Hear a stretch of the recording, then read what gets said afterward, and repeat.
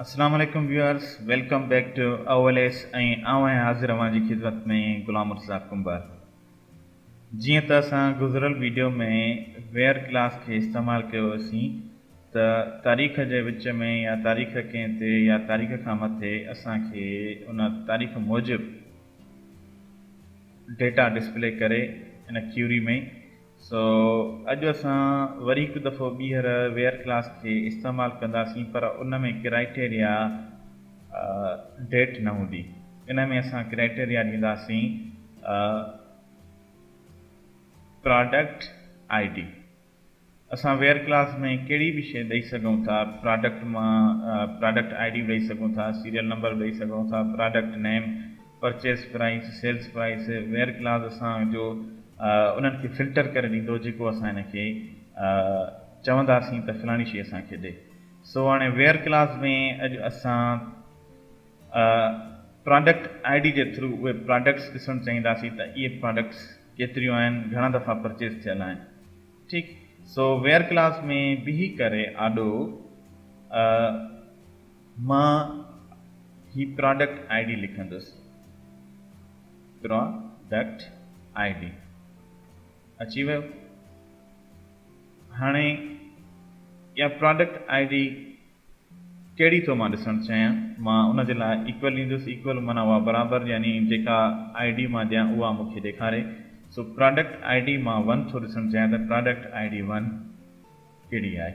सो execute कंदुसि हाणे त मूंखे ॾेखारे थो त प्रोडक्ट आईडी हिकु 2-3 दफ़ा ख़रीद थियल आहे ऐं पहिरीं जेका ख़रीद थियल आहे उहा पहिरें महीने 2 तारीख़ ऐं ॿी जेका ख़रीद थियल आहे 3 महीने 5 तारीख़।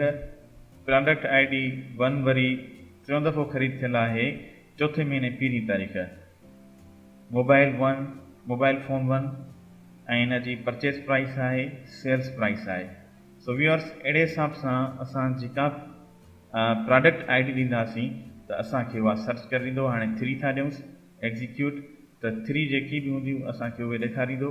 अहिड़े हिसाब सां असां 5 था ॾियूं त वरी 5 जो असांखे ॾेखारींदो त 5 जूं कुल 2 आहिनि ऐं 2 था ॾियूंसि ऐं F5 खे प्रेस करियां थो एग्ज़ीक्यूट करण लाइ।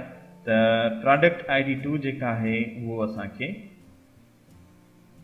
3 रोज़ ॾेखारे थो हुन जूं, ऐं हुनजी तारीख़ कहिड़े ते परचेस थियल आहे, एंट्री थियल आहे, उहा पिणु ॾेखारे पियो।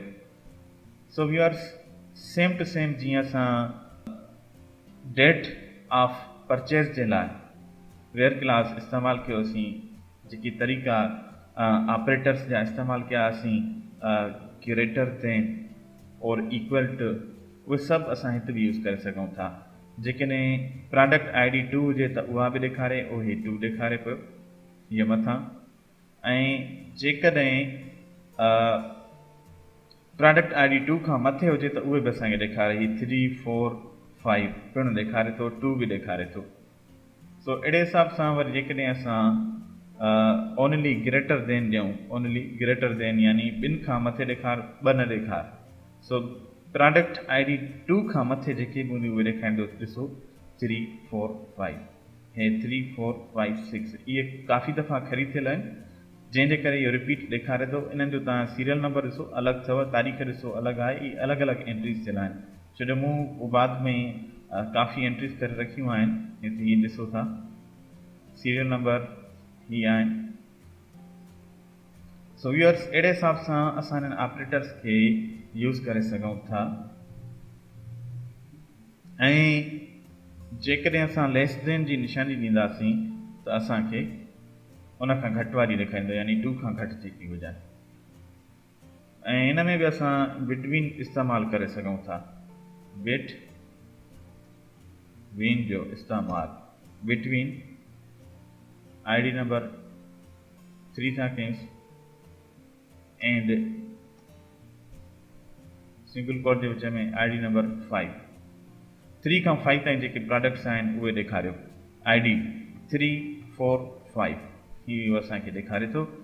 सो व्यूअर्स, अहिड़े हिसाब सां असां हिन वेयर क्लास खे इस्तेमालु पिणु करे सघूं था जहिड़े बि कॉलम मुताबिक़ चाहियूं। हाणे असां ॾिसणु चाहियूं था मिसाल परचेस प्राइस, त असां हिते लिखंदासीं परचेस प्राइस।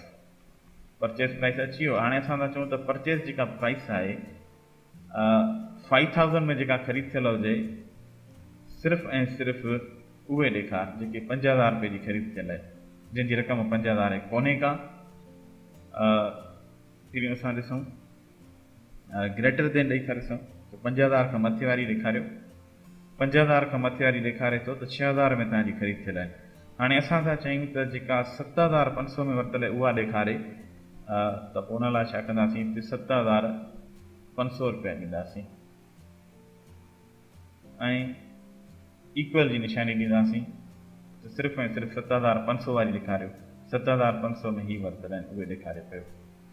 सो व्यूअर्स, हिन में ई असांजो कॉन्सेप्ट क्लियर थी वियो आहे त असां वेयर क्लास खे कीअं इस्तेमालु करे सघूं था। पोइ हाणे पाण मिलूं था असां ईंदड़ वीडियो में। ॾिसणु न विसारींदा। Thanks for watching. अल्लाह हाफ़िज़।